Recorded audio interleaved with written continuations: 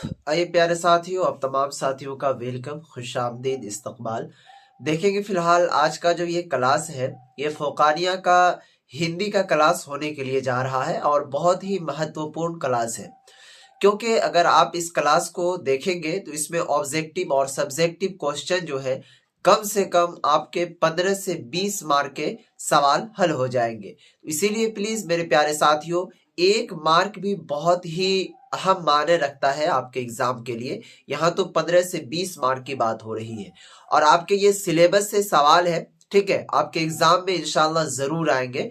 तो आपसे हमारी दरख्वास्त है, चैनल को सब्सक्राइब करके रखिए और क्या कहते हैं, वीडियो को लाइक भी कर दीजिए और टेलीग्राम ग्रुप में जरूर ज्वाइन हो जाइएगा। मदरसा बोर्ड का ऑफिशियल है, जहां पर आप तमाम साथियों को मैं मदरसा बोर्ड का ऑफिशियल उस ग्रुप में क्या कहते हैं इस क्लास को प्रोवाइड करवा रहा हूं। ठीक है, तो फटाफट जाकर के उसमें ज्वाइन हो जाइए। तो चलिए आज की इस क्लास को हम बिला ताखिर शुरू करते हैं। सबसे पहला चीज समझने की कोशिश कीजिए, ये जो क्लास है आप लोगों का हिंदी का क्लास है और जब आप हिंदी के क्या कहते हैं पुस्तक को यानी कि किताब को जब पढ़ने की स्टार्ट करेंगे, कोशिश करेंगे, तो उनका फर्स्ट चैप्टर आता है सरम विभाजन और जाति प्रथा। ठीक है, हिंदी का जब आप बुक पढ़ेंगे, सिलेबस पढ़ेंगे फोकानिया का, तो उसका जो सबसे पहला चैप्टर है उससे बहुत सारे सवाल बनते हैं। तो उससे जो जो सवाल आपके इंपोर्टेंट है वो सभी सवाल हम बताने की कोशिश किए। उस चैप्टर का नाम है सरम विभाजन और जाति प्रथा। यहाँ पर हम उस चैप्टर का नाम लिख रखे हैं। ठीक है, आपको क्वेश्चन पूछा जाएगा इस तरह से, जो सवाल आएंगे वो ये आएंगे।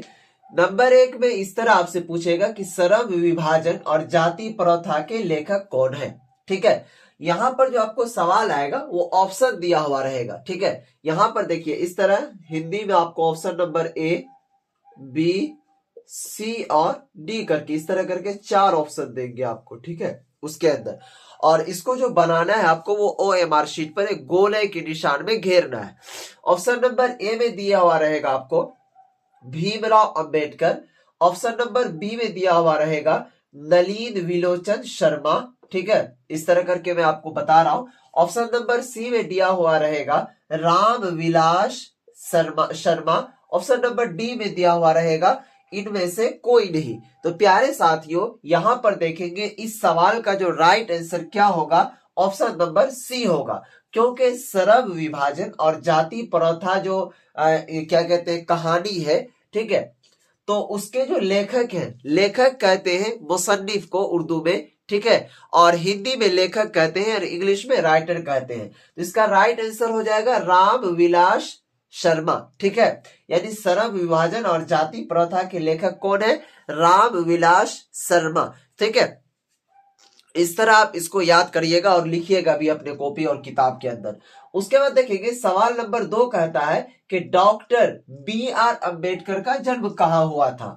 BR का मतलब आप इस तरह समझिए, बिहार मत समझ लीजिएगा कि बिहार अंबेडकर। ठीक है, इसका फुल फॉर्म होता है भीमराव अंबेडकर, इसीलिए मैं BR लिख दिया है थोड़ा सा शॉर्टकट में। तो डॉक्टर भीमराव अंबेडकर का जो जन्म है वो कहाँ हुआ था, तो इसी तरह से ऑप्शन दिया हुआ रहेगा प्यारे साथियों ABCD।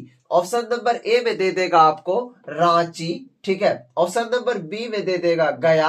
ऑप्शन नंबर सी में दे देगा Madhya Pradesh. Option number D में दे देगा आपको उत्तर प्रदेश। तो आप क्या टिक मार करके आइएगा प्यारे साथियों, डॉक्टर भीमराव अंबेडकर जो थे वो बहुत बड़े कवि थे। ठीक है, यानी अपने हिंदुस्तान के अंदर संविधान जो चलता है, ठीक है, उन्हीं का लिखा हुआ है, डॉक्टर भीमराव अंबेडकर का ही। ठीक है मेरे प्यारे साथियों, तो डॉक्टर भीमराव अंबेडकर का जो जन्म है, ठीक है, यानी कि पैदाइश जो है वो किस राज्य में हुई थी, यहां पर राज्य पूछा जा रहा है। ठीक है, तो हो जाएगा मध्य प्रदेश में। सॉरी, यहाँ पर थोड़ा सा जन्म कब हुआ था हम लिख दिए, लेकिन यहाँ पर हमको लिखना चाहिए था किस राज्य में हुआ था। ठीक है, एक सेकंड रुक जाइए, इस तरह लिख दिया हम यहाँ पर किस राज्य में हुआ था। इस बात का खास ख्याल और ध्यान रखिएगा। यहां तक ये क्वेश्चन आपका क्लियर।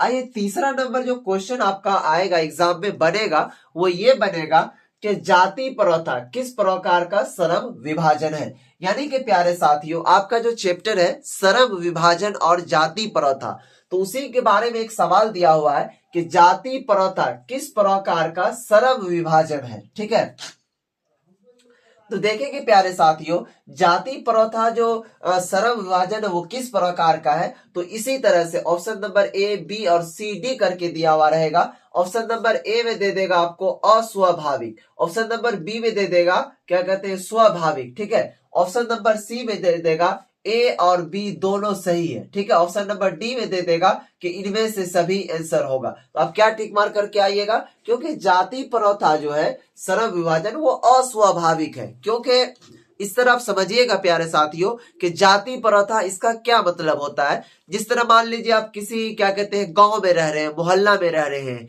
तो कोई है जिस तरह मुस्लिम में ही बहुत सारे जाति हैं, ठीक है, हिंदू में भी बहुत सारे जाति हैं। तो हिंदू हो, मुसलमान हो या फिर कोई भी चीज हो, तो उसके अंदर अगर जाति का भावना है कि नहीं भाई ये मुसलमान है, ये हिंदू है तो हम इसको नहीं मानेंगे, ये वो चीज करता है, ये गलत करता है, तो उससे क्या होता है भेदभाव पैदा होता है, ठीक है, लड़ाई झगड़ा पैदा होता है। तो अस्वाभाविक और स्वाभाविक, स्वाभाविक कहते हैं अच्छे चीज को और अस्वाभाविक कहते हैं बेकार चीज को, ठीक है। इस तरह आप समझने की कोशिश कीजिएगा।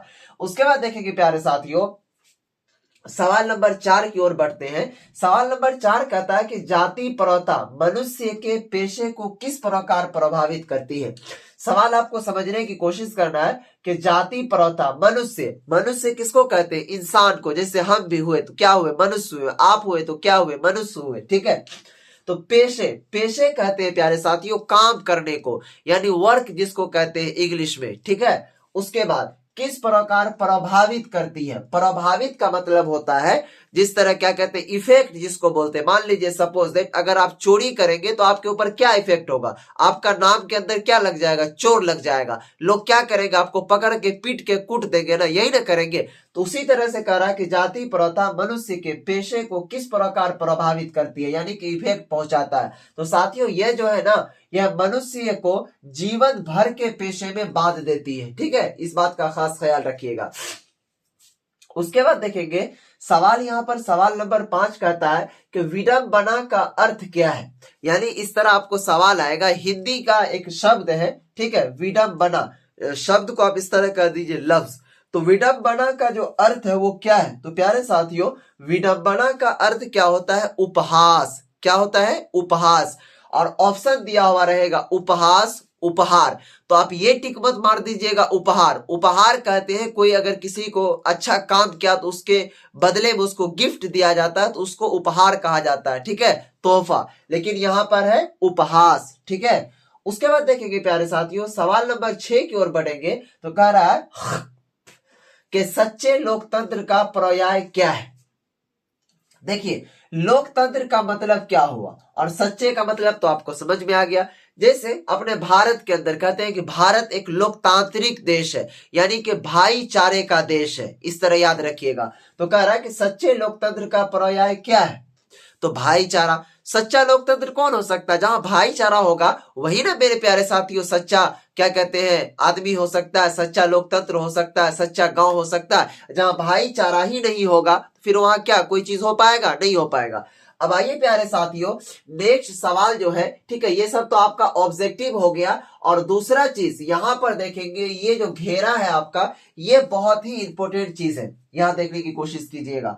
यहां पर देखेंगे सवाल ये जो आपको पूछा जाएगा कम से कम 10 नंबरा सवाल में पूछा जाएगा ये वाला सवाल, ठीक है। सवाल कह रहा कि आपके पाठ्य में शामिल श्रम विभाजन और जाति प्रथा के ऊपर 250 से 300 शब्द लिखे। यानी कि आपका जो चैप्टर है आपके निसाब में जो शामिल है श्रम विभाजन और जाति प्रथा एक चैप्टर है, उसके बारे में आपको कह रहा है कि 250 से लेकर के 300 शब्द में लिखने के लिए। तो आप उसमें कैसे लिखिएगा, क्या लिखिएगा। तो इसको बताने से पहले आप तमाम साथियों को एक चीज मैं बताना चाहूंगा प्यारे साथियों, कि आप तमाम साथियों के लिए ये तो क्लास जो मैं करवा रहा हूं करवा ही रहा हूं, लेकिन इसके बाद जो इंपॉर्टेंट चीज है महत्वपूर्ण चीजें हैं प्यारे साथियों, जैसे ऑब्जेक्टिव हो गया, सब्जेक्टिव हो गया, क्वेश्चन आंसर किस टाइप का रहेगा, कैसा रहेगा, नहीं रहेगा, उसके लिए हमने आप तमाम साथियों के लिए एक नोट्स को तैयार किया है। नोट्स का क्या मतलब होता है उसको पहले समझिए। नोट्स के अंदर जो भी क्वेश्चन आने की उम्मीद है, इम्कान है, संभावनाएं है, वो सभी क्वेश्चन को अटैच किया गया है। अगर आप उस नोट्स को लेते हैं, उस नोट्स से पढ़ते हैं, तो फर्स्ट डिवीजन आपका कोई नहीं काटेगा। आप कहेंगे कि सर आप इतना क्या कहते हैं दावेदारी के साथ कैसे कह सकते हैं, तो मैं इसलिए कह रहा हूं क्योंकि मैं 2016 से क्लास करवा रहा हूं, उस नोट्स को बच्चे को दे रहा हूं, प्रोवाइड करवा रहा हूं। अगर आपको इसके ऊपर यकीन नहीं है तो आप मेरे इंस्टाग्राम पर जाइए, वहां पर सभी बच्चों का इंटरव्यू उपलब्ध है जो बच्चे एग्जाम दे चुके हैं। बहुत ही अच्छा रिजल्ट रहेगा आप लोगों का। तो अभी जो ऑफर प्राइस में इस नोट्स का जो दाम था वो 399 रुपए था, लेकिन अभी ऑफर प्राइस 50% ऑफ के साथ मात्र आपको 199 में दिया जा रहा है। अगर चाहते हैं आप अपने इम्तिहान के अंदर फर्स्ट डिवीजन लाने के लिए तो इस नोट्स को आप जरूर लीजिए। इस नोट्स को लेने के लिए आप तमाम साथियों को इस नंबर पर व्हाट्सएप पर मैसेज करना है। नंबर नोट कीजिएगा 92 633, उसके बाद 41 119। ठीक है, ये नंबर है। अगर आपको व्हाट्सएप से संतुष्टि नहीं मिल पाती है तो आप कॉल भी करके जानकारी ले सकते हैं। ठीक है, उसके बाद नोट्स जो मिलेगा वो आपके व्हाट्सएप पर ही मिलेगा। ठीक है, इस बात का खास ख्याल और ध्यान रखिएगा। आइए उसके बाद देखेंगे प्यारे साथियों, सवाल क्या था कि आपके पाठ्य में शामिल श्रम विभाजन और जाति प्रथा के ऊपर 250 से 300 शब्द लिखे। अब देखिए इसको सारा चीज इतना लिखना पॉसिबल नहीं है, इसको मैं अपने जुबान से बोलता हूं, आप लिखने की कोशिश कीजिए। ठीक है, चलिए सबसे पहला चीज आपको लिखना है, जाति प्रथा के बारे में आपको 250 से 300 शब्द कहेगा लिखने के लिए। तो सबसे पहले लिखना है कि प्रस्तुत पाठ में बाबा साहेब भीमराव अंबेडकर ने कहा है कि यह विडंबना की बात है कि इस युग में भी जातिवाद के पोषकों की कमी नहीं है।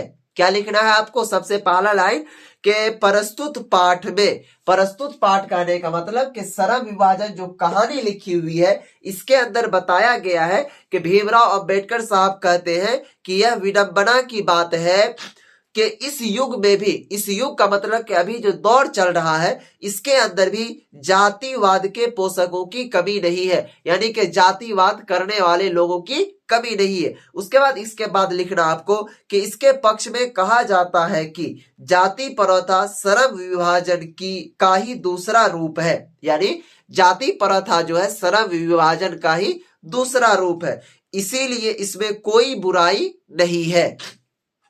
उसके बाद तीसरा जो है लिखना है लाइन, ये लिखना है कि यही जाति प्रथा भारतीय समाज में ऊंच नीच भी क्या कहते हैं करार देती है, जो विश्व के किसी भी समाज में नहीं पाया जाता है। ठीक है, इस तरह लिखेंगे। उसके बाद तीसरा चीज जो लिखना है कि भारतीय समाज में जाति प्रथा पेशे को दोषपूर्ण, उसके बाद पूर्व निर्धारण ही नहीं करती बल्कि मनुष्य को जीवन भर के लिए एक पेशे में क्या करती है तो बांध देती है। उसके बाद इसी के अंदर कह रहा है कि जिसके कारण प्रतिकूल परिस्थितियों में मनुष्य को अपना पेशा बदलने की स्वतंत्रता नहीं होती है। स्वतंत्रता का मतलब होता है आजादी।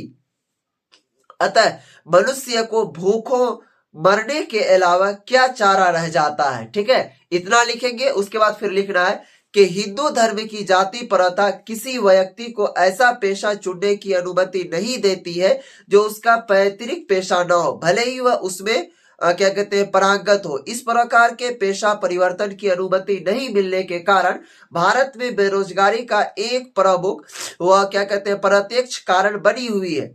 इस जाति प्रथा में मनुष्य की व्यक्तिगत भावना, उसके बाद व्यक्तिगत रुचि का इसमें कोई स्थान अथवा महत्व नहीं रहता है। ये सब सभी जो मैं बोल रहा हूं इसको आप लिखते चलिए, अगर नहीं लिखिएगा तो फिर वो आपकी मर्जी है। उसके बाद कह रहा है कि ऐसी स्थिति में जहां काम करने वाले का दिल न लगता हो न दिमाग, कोई कुशलता कैसे प्राप्त की जा सकती है। अतः निर्वाद रूप से सिद्ध होता है कि आर्थिक पहलू से भी जाति प्रथा हानिकारक प्रथा है। प्यारे साथियों देखेंगे इस तरह जो मैं बोल रहा हूं आप लोगों को, देखिए सर्दी भी हो गई है हमको, इसीलिए थोड़ा सा परेशानी हो रही है। आप लोग दुआ कीजिए जल्द से जल्द ठीक हो जाए।